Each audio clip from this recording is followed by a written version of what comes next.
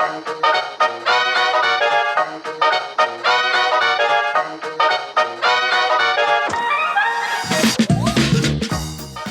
and welcome to Movies with My Dad, the podcast where I, film critic Tina Cac, take my dad Stratis to the movies. This week we saw Venom: The Last Dance, written and directed by Kelly Marcel, starring Tom Hardy and Venom. Join us on the spoiler-filled car ride home.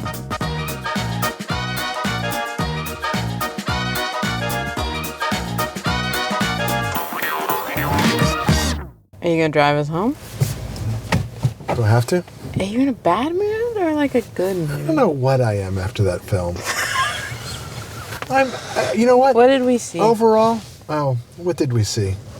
Venom: The Last Call? Venom: Dance. The Last Dance. Okay. He danced. He did dance. That was fun. So I'm disappointed. Now, you don't know, but like a month ago, in preparation for this, God, you prepped? I watched the other two Venoms.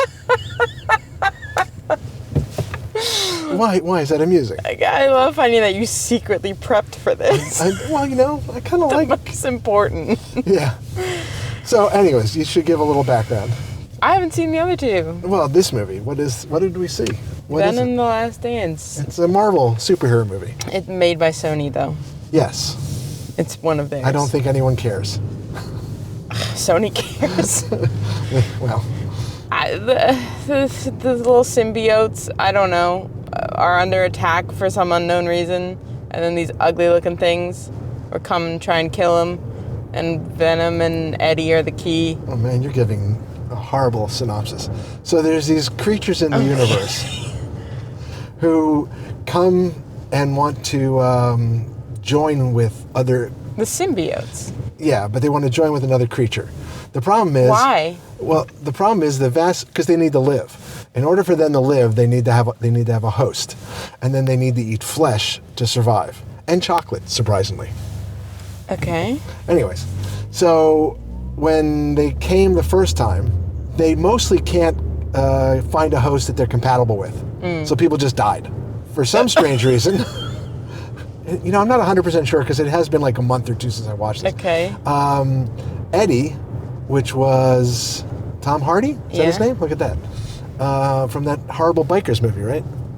Okay, let's not have biker slander again. Because I genuinely enjoyed it. They became a compatible host. Soulmate. And then the Venom is really kind and cares about Eddie, who was in the original movie going through a messy relationship with his girlfriend / wife / divorced wife. How are you a girlfriend, wife, and I can't remember what it was, but it ends up with being divorced. I don't know if they ever got divorced or if they were ever married to begin with. Whatever. She ends up marrying somebody else, and he's forlorn. He misses her a lot, and that lady, Mrs. Chung? Yeah. She's in the original movie as well. I gather. She is a bodega owner or something, like a little convenience store in San Francisco. Yeah.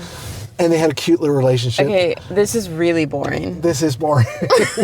What do you want to say about it? But it goes along with this movie, right? The first movie, which I actually recommend you go to watch. I'm going to say something that's going to shock you. You've seen it? No. Oh. This made me want to watch the other ones. What? Yeah. Excuse me? Yeah. How did this one make you want to do anything other than just go home and give me a hard time about even liking these kind of movies ever? Because look, it's a superhero mess, but the heart of it is very charming. And Yes. I've heard that like the original... The original is charming as heck. Yes. And that was what I really enjoyed. When it focused on the relationship of Eddie and Venom, I loved it. I thought it was very funny, and I would watch a sitcom of the two of them making it in San Francisco. Like, that to me is a very interesting, funny, odd couple dynamic. The first movie. And that is what I had heard, but I didn't trust people. And now I'm like, oh, if I enjoyed the parts of this that are most like the first one. Because he's funny. The voice is crazy. Do you know who that is? Is it not Tom? It is. He does both roles, yes. Yeah, that wasn't really a plot twist. No, I just didn't know if you knew. Yes. All right, so why... So, are we going to talk much about this movie? Because I don't think there's a lot to talk about. Is there? What are you mad about? I thought it was lackluster. I mean, other than the buddy part. The buddy part is the which shining... is, again, a replay of the other movies. The second movie is also bad. The second Venom movie. So, one great movie, and then two mediocre movies. I wouldn't call it bad, it's just mediocre. Yeah, I mean, it's fine. It reminded me a lot of, like, the kind of 90s thriller movies where it's, like, kind of crazy and, like, it's kind of goofy and it's not really serious, but it thinks it's really serious. Well, that you watch on a Saturday afternoon like this. Yeah. Tom Hardy and Venom are in a different movie than the other people that are playing. Absolutely. That way is the biggest too serious. problem. Yes, way 100%. Too serious. The army guy. Yeah. And what was with the double Ted Lasso cameos? Not even cameos. Who's but the other one? Who did you figured out? Juno Temple. Yeah. Right? But the guy in the bar at the beginning. Oh, he's a Ted Lasso boy? He's the soccer player who is football is life. You don't remember Ted Lasso? I watched like 4 episodes. But he's the happy, nice guy in Ted Lasso. Okay. Other than Ted Lasso. Okay. But why are there 2 of them? Why not? I don't know. It seems a little odd. I have no idea. And she, Juno, what? All she got did struck was by kinda, lightning. I didn't understand that at all. The plot summary there was her and her brother are walking on a beach somewhere. Yeah. Her brother wants to be a future NASA astronaut. Yeah, that didn't relate to you? You were probably once a boy on a beach wanting to be a NASA astronaut. I didn't have a sister. And then a storm kicks in and the lightning strikes her, but then transfers to him and kills him. I did have some medical questions about that. It didn't seem possible. She's or like likely. immune to the lightning and it just grounds through him and he dies? No, she's not immune to the lightning. She can't move her arm anymore. Really? I think. I'm pretty sure she only used her left arm. Was that... Really? I think she only used one of her arms, and now I feel crazy. Because I feel like... Yeah, because at one part, when she's talking to the guy... The general? No. She's with the general, and she's with her lady. Her lab partner lady. Christmas lady. Because she's wearing a Christmas pin in July. Because her mom made it. Weird. Like, I fine. must have missed that. Yeah, because he was making fun of her for it. Oh, why? And she was like, "My mom made it," and I was like, "And?" And I have to wear it all year long. Right? Like, what? It's July, ma'am. No. Okay. So when the 3 of them are standing in the lab watching the guy Mulligan, whoever Mulligan was from the other movie, that was like presumed dead, but they put the symbiote in him. Oh, that was the police chief guy. Okay. So at one point, is that a Wahlberg? No, I don't think so. Graham, I think. Stephen Graham. I don't know. At one point during his little monologue, she like clutches her arm, her other arm. And it was very purposeful. I think she can't move an arm. That may be, because of the lightning. Completely, because of the lightning. Okay. What'd you think of the hippie family? I mean... Were they there just for additional comic support? I think they were, but I don't know if we needed it. It did remind me of the cinematic classic RV. No, not even close. That is a cinematic classic. Genuine. This was just... I mean, no, it's not the same, but it felt like it was trying to recreate... Although I don't think a lot of people look at RV in the way that our family looks at RV as like a positive thing. I don't think anyone's looking back is like, yes, this is a reference for what a family on a vacation should be in a movie. But we do. I mean, yeah, it's a superhero movie that just didn't... that had something special, but then buried it under a nonsensical plot, odd pacing. I guess they felt they couldn't be a Deadpool kind of movie. But I think this is more charming. No, I know, I completely agree. But just lean into the comedy 100%. Yeah. There was... what, 30% maybe comedy and buddy film. Yeah. And then way too much CG and way too much serious. Yeah. And way too much a Juno Temple staring at CG people that aren't there and just looking vacant. She looked really hard, though. She was really hard. really hard at trying to crack it. I don't even really know what her research is. Like, I don't know what her end goal was. Oh, because she's a scientist, yeah. Great, but like what? She was studying these aliens. Yeah, for what purpose? They didn't even give Because like a they're cool. half-hearted... No, they didn't even try. No. And am I to believe she's going to become a new superhero in the future?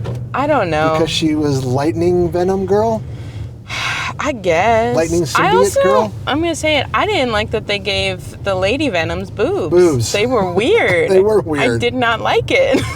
It's very odd. I mean, I guess you have to take on, as a symbiote, you take on some of the biology. You do. You take on biology of your host. They're just like little clumps of just like moving, like, I don't even know what to call it, gel. I don't feel like we need to gender what their symbiote version Well, again, is. they did with Tom Hardy when they joined him. They're Eddie. not... Yes, because they look like a guy walking, right? Because they don't need to be any shape. They do take the form of your human host. You know, 2 arms, 2 legs, and they can do other things. Yeah, they showed like a killer whale in the end credits. So like they didn't need The end credits were kind of cool. The end credits were really cool. Yeah. I Whoever really did the liked CG there was having fun. a good time, yeah. It was good in 3D. I'm shocked. I used to be We so did see anti-3D. There was no 3D in this movie, though. No, but I like it. I like that it just kind of adds a little bit of dimension. Yeah. You get like a tongue flick every once in a while that pops out of the screen. It's the opposite 3D, right? It's the 3D there's an option of either you're from the screen back or from the screen forward. This one was a screen back 3D. I liked it. It was like we were looking into a portal as opposed to stuff flying in front of your face. And you got, like I said, a tongue would fly every once in a while. And some saliva. But it didn't come out of the screen. I think it did a little bit. I don't think it did. Well, it doesn't matter. We're not seeing it again. No, but I would see... What was our 3D trailer? I just remember Hey Hey. Right, but Hey Hey just told us to put the 3D on our glasses on. There was a 3D trailer? Yeah, and honestly, for the life of me, I can't tell you what it was. Well, we've moved on past this movie at this point. Is there any cultural importance? Is there any cinematic importance? Is it just a lackluster Marvel movie? I think you're being mean to it. Oh, it was Thunderbolts. That's what it was. That was our 3D trailer. I don't know. I feel... I'm going to admit something deeply depressing. Yeah. I teared up a little bit at the end. Okay, I think I understand why we have a difference here. This was your first foray into this. Yeah, I've never met these guys before. And the Tom Hardy Venom... It's so sweet. And you're really going to like the first one. It's so sweet. He just wanted to go see the Statue of Liberty because he's an American. He's new home. And he's never going to get to see it. Well, he only said goodbye for now. And, okay, I will say, though, I'm a little mad at Tom Hardy at the very end when he went to go to see the Statue of Liberty. Go to Ellis Island. Don't just look at it from a weird pier.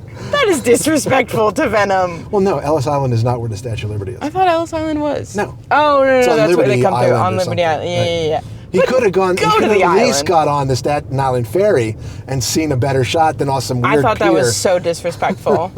Venom got a acid rain bath for you so that you could keep living, and you couldn't even go to Liberty Island. Did you understand the acid rain bath? I don't understand So how... they were decommissioning Area 51 in the desert, right? Right. The alien super secret place.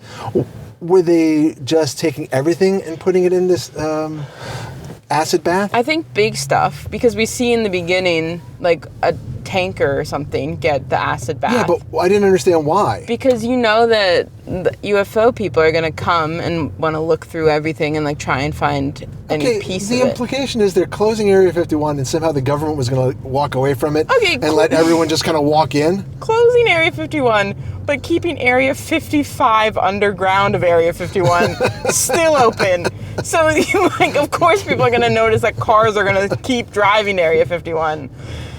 So silly. Some of it was so silly. Some of like the we're gonna point this out to you really early in the film and it's gonna come back and mean something later really bugged me. Sorry. Like them zooming in on the shoes. Yeah, what was that about? Because he wears the shoes later on. He takes them at the very end. Yeah, but was that important? Did I care? He just had a thing for shoes. Did he lose shoes? I can't remember if he lost shoes in the other movies. Okay, well he certainly lost them in this movie. He lost his Crocs. He lost the cowboy boots. He got peed on in the sandals. He lost the dress shoes. And then he got the hiking boots. Hiking boots? The hiking boots are the last ones that he gets from the lady. What lady? See, you didn't even pay attention to the foreshadowing that they gave you. When Christmas Lady is coming in for her shift, you see her, they make you watch her change shoes and put her hiking boots on a shelf. At the very end of the movie, when he is barefoot, he grabs the hiking boots. He says, "Finally." Mean this 98-pound... I know. So I was really bothered by that. woman who's just as skinny or just, normal-sized thin woman, and Tom Hardy, who is like massive dude, are going to wear the same size. It was shocking to me that he just consistently kept finding shoes that fit him. I guess so. Those cowboy boots looked pretty big, though. And then Martin has the same shoes as him, the hippie man. He just has this, it's like Sisterhood of the Traveling Shoes. No, Martin had a pair of... Sandals. Sandals. Yeah. That's what he gave. And? Oh, I thought you meant hiking boots. No, I'm saying that he had the same shoe sizes. Well, that's more reasonable. It's two guys, not a large male and a relatively small woman. It doesn't matter. Petite. I don't know. She wasn't petite. She was tall. Yeah, but I still don't think they have the same size shoe. Okay. So does Tom Hardy? I saw he had writing credit on this. You think that's because he did the voiceover and came up with some fun things? No, he did the story. He had a story credit, not writing credit. Oh. Writing credit belongs to a woman who also wrote the first 50 Shades of Grey movie. That's a weird crossover. And Saving Mr. Banks, the Tom Hanks movie about Walt Disney. Wow. And she directed this movie, Venom, Last Dance. I don't want to say anything bad then. Oh, Kelly. More than I've already said. Okay, what? How many shoes? How many pairs of shoes? No, I can't. You want to like multiply? No. Just like individual shoe or a pair of shoes. How many pairs of shoes? What? So is one pair of shoes two? No, it's a one. Okay. You're making it very confusing. Just like the movie. The movie was not confusing. You're right, sorry. Two? I'll give it a 2 with you, but from a Venom universe perspective, I think it's the worst of the three. I'd like to see Venom and Paddington in a movie together. Paddington Bear. What is wrong with you? That would be so cute. Good night, Tina. Good night.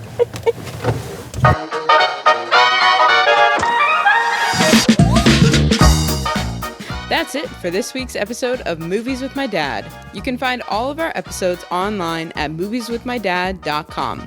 You can also send us an email at movieswithmydadpod@gmail.com. My dad is desperate to hear from you. You can find me, Tina, on Twitter at Captain Ameripug or Letterboxd at Tina_DOCX. You can find my dad at our local Home Depot. Tune in next week when we head back to the movies.